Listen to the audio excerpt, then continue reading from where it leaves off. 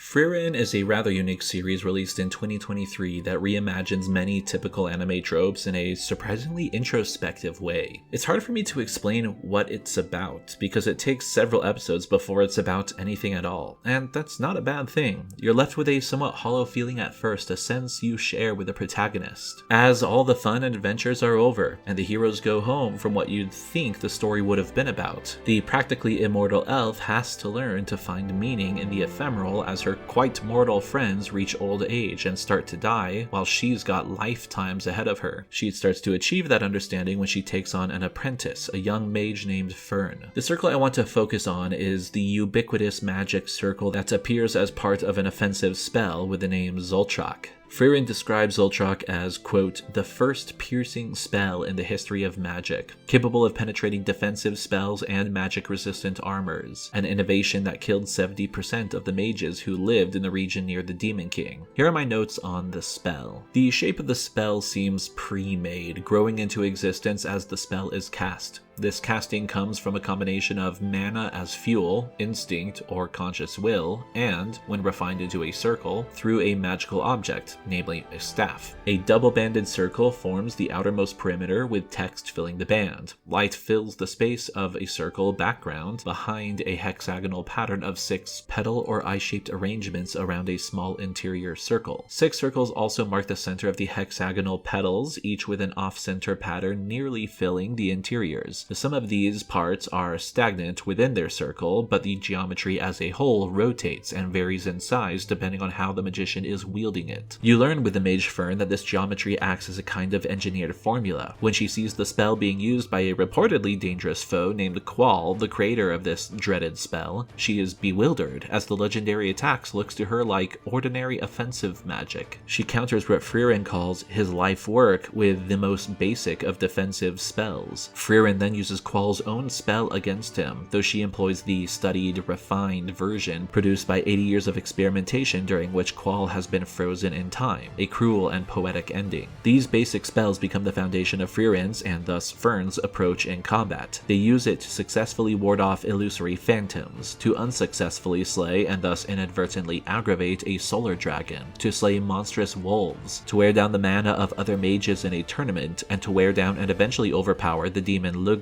As Lugner falls, he marvels at how Fern wields this simple spell which has been forged into, as he puts it, magic designed to kill demons. These scenes show magic to be a peculiar technology in this world. It is both something mysterious to the viewer, but also quite knowable to the people of the world. Mages can study its parts like a science, understanding what causes it and how it interacts with other pieces, and how it can be repurposed or refined. Counterspells are devised with this understanding. Magicians even produce such knowledge, or counterfeit knowledge, in grimoires, as they did in the Middle Ages too. We can see it is activated and fueled by mana, a force which we never fully come to understand, but we are given hints about. The sacred geometry of Frieren, then, isn't the source of magic, but a part of that science that steers, shapes, and channels it. The hexagonal pattern is a formula for defense, and the magic circle Zoltrak is a formula for an offensive spell that has particular efficacy against demons. We get a hint of this mentality in the dungeon, where Adel explains some magical theory.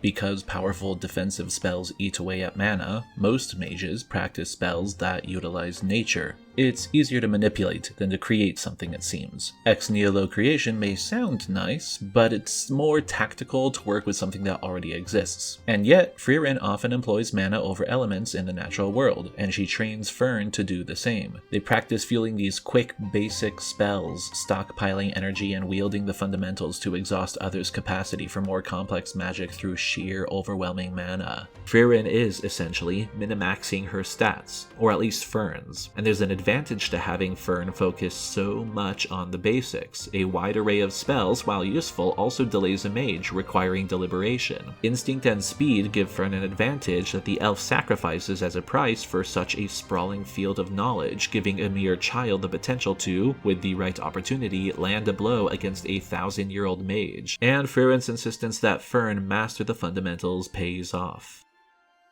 The use of this circle feels like it belongs almost in the video game category, a mere aesthetic of magic with all the implied ritual and arithmetic that went into its construction being relegated to the background and left to the viewer's imagination. I've decided to place it here, with more detail on the circle's creation than what we got in Fire Emblem, but less than what we can infer from details in Hades. But this is not what we will find in the final piece of media I want to examine.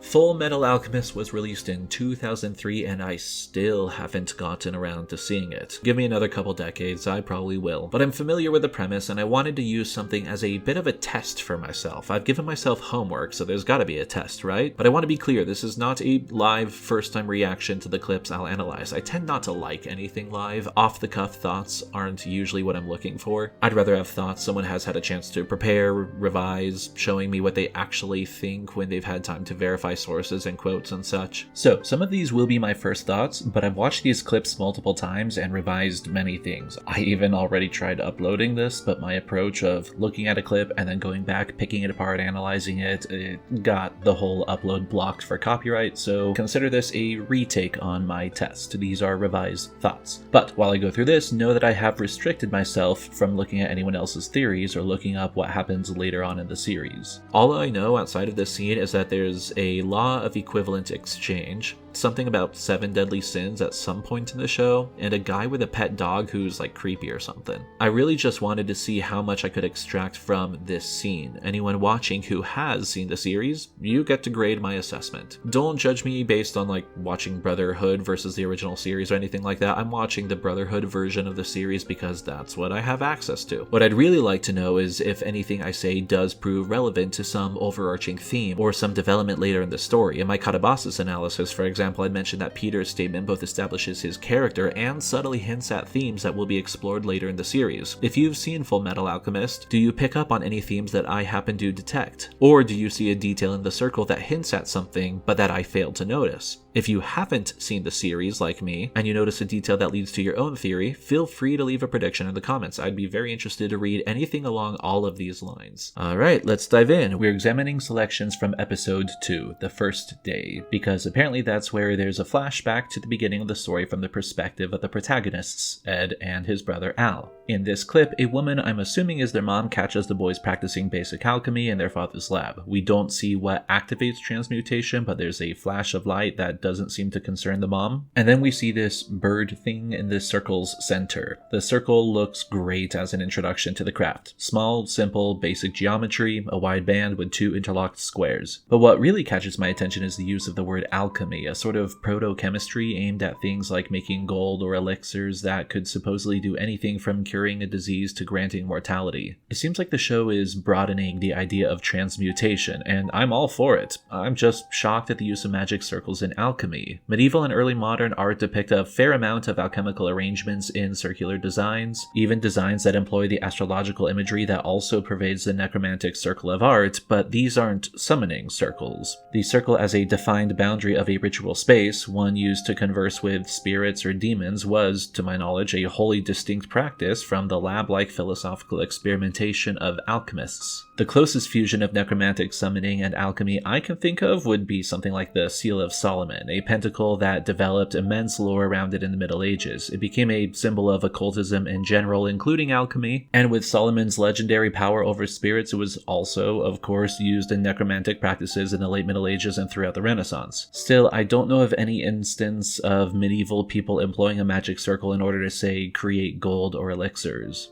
Unless someone can point me to a primary or secondary source I haven't encountered that shows these categories blended in the medieval or early modern period, I'll just have to say that this is a modern conflation or reimagination of a past practice. That's not a critique or anything, just an observation. This harmless tinkering becomes detrimental when the kids attempt human transmutation, ingredients that comprise a body, and a ritual to bring back their deceased mother. I love the listing of material components, something we've seen has been far too neglected as part of the use of magic circles in modern media. The use of chalk on stone is a classic for creating the space, and I like that they call the inscriptions a formula, taking the concept of the geometry, symbols, and nomina magica as prescribed methods tied to specific outcomes. I do wish the words were legible. I'd be curious to know what inscriptions aided in the ritual, but that's fine. Their final ingredient, the addition of blood as, quote, soul data, brought up some questions for me. I know their objective is to, what would be the right word, revive, recreate their mother. I feel like they'd need a full human's worth of blood if the iron they listed in the materials was, in conjunction with the rest of ingredients, meant to cover all the chemicals in a human body. I'd be nervous that any amount of variation, even a few drops, would throw off measurements. How exact are these demands? Like, would someone's weight or height alter the formula? Does a drop make a difference? I don't know, but calling it soul data is a really cool note, an element beyond the periodic table it seems to be, maybe a key ingredient in what makes the magic side of the ritual work.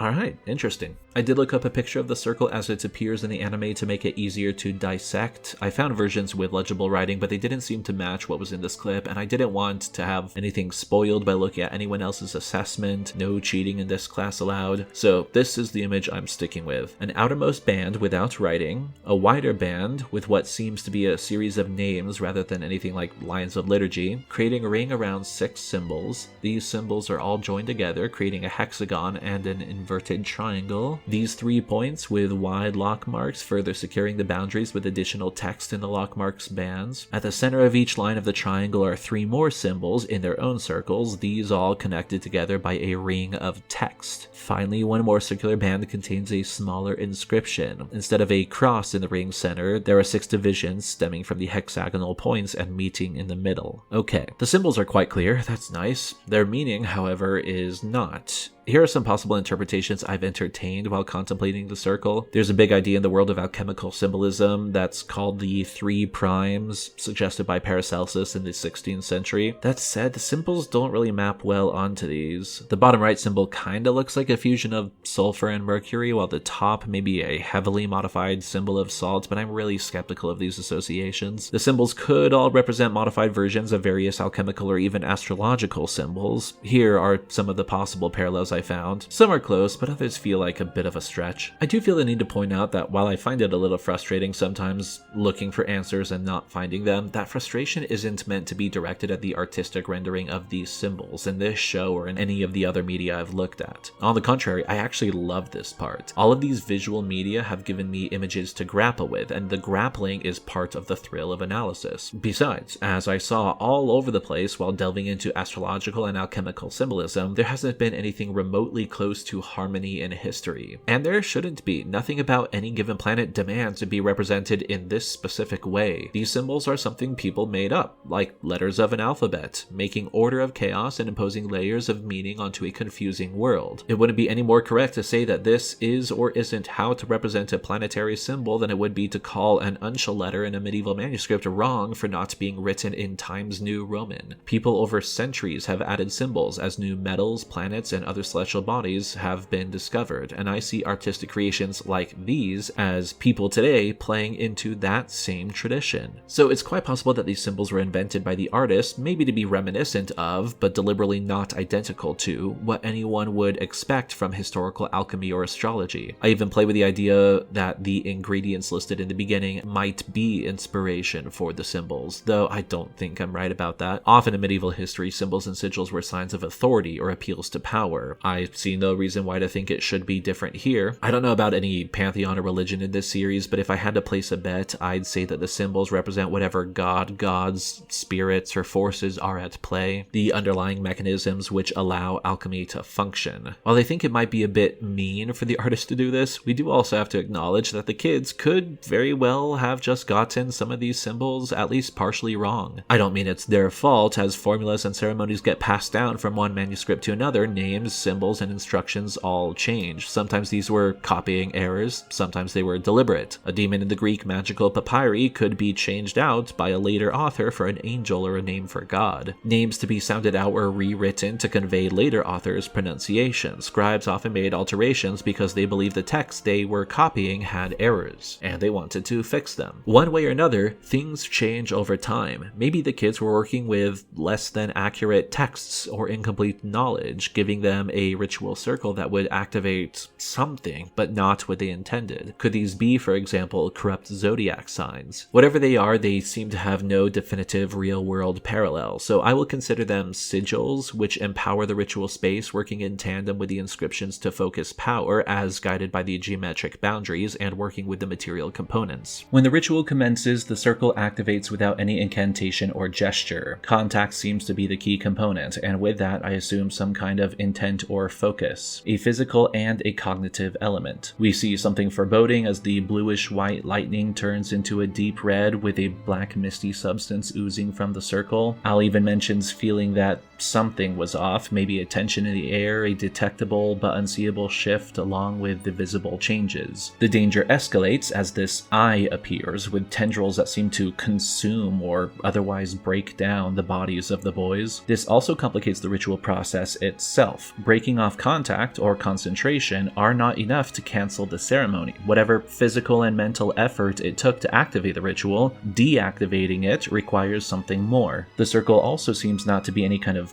boundary. The alchemists aren't in the circle, so there's no protective component to it, obviously. This eye opens in the circle, but the tendrils start consuming the practitioners outside of it, so the ritual space exceeds the geometric boundaries. That's creepy. As everything falls apart, Ed is taken into this blank space or dimension with this stone slab behind him that reminds me of the Kabbalistic Tree of Life. Let's pick apart the pieces as they are shown. First, there's this close-up. I'm seeing a few inscriptions. Teferets and Virtutes, some Latin, Hod and Archangel, Malieth Anima, I think it says. Yesad and Angelas, Netseth in Princip, and then something with a G and a P. And yes, I was right. This, by the way, is one of those first impressions that I jotted down and then verified later. The names definitely parallel the Tree of Life. Names of the 10 Sephirot paired with, it looks like orders of angels. I was even able to locate the specific design of the Tree of Life that this slab was probably inspired by, a visual rendition based on Robert Flood's 17th century description. Cool, go me.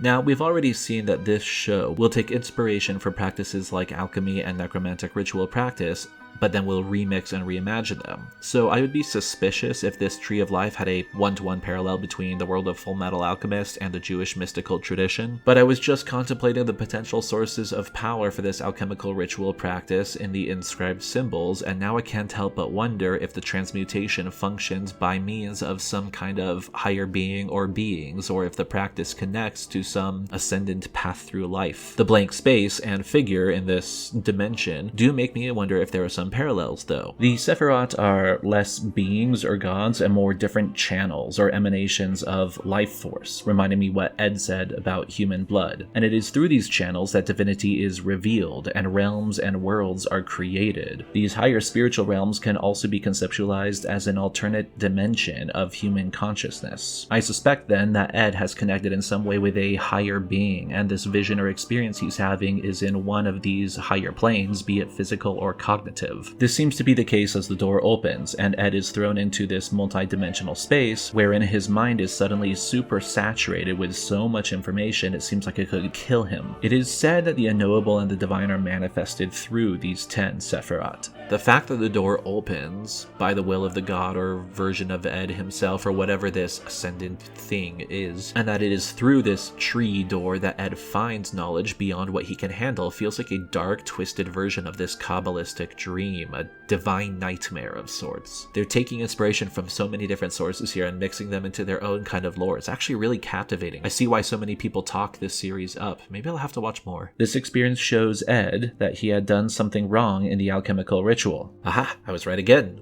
Sort of. The kid did mess up. I wasn't necessarily right in how they messed up. The symbols probably had nothing to do with what error he's talking about here, but hey, still, something. Ed wants to learn just a bit more, the truth about human transmutation, but the spirit says he has already been shown all that he can according to the price he's paid. While it's about to be made explicit that the toll he's talking about is like the degradation of their body, I originally paused here in my notes and wrote that I wondered if it was just the dissolving, decaying bodies, or if this price could refer to something else. Was it the blood they tried to donate, the materials, the limits of the ritual itself? While it is the decay of their bodies, I do love the idea of exploring prices for what you seek, kind of like katabasis, a good angle for world builders out there to consider. The ritual isn't enough. The thing you're asking for also has its own price. Maybe this needs to be another layer on my chart of necromantic ritual, a price that must be paid along with the ritual. Even medieval rituals sometimes required a sacrifice, if nothing else as a gift to appease the adjured demon. But yes, the toll was in reference to the literal components, their bodies, added to what materials they placed in the circle's center. And what spawns is this thing, this cursed creation, which feels like another part of the price the alchemist pays. You'll get something if you attempt human transmutation, but it isn't what you bargained for, and you have to live with it. The ritual is over not when Ed wants it to end, but when the deal that was established from the beginning is complete. There's no going back. This thing that spawns is freaky. It's located at the center, which was true of the smaller ritual shown earlier, and where they placed all the material components, indicating that the circle is not just a tool to activate the alchemical process, but the epicenter of the act of transmutation itself.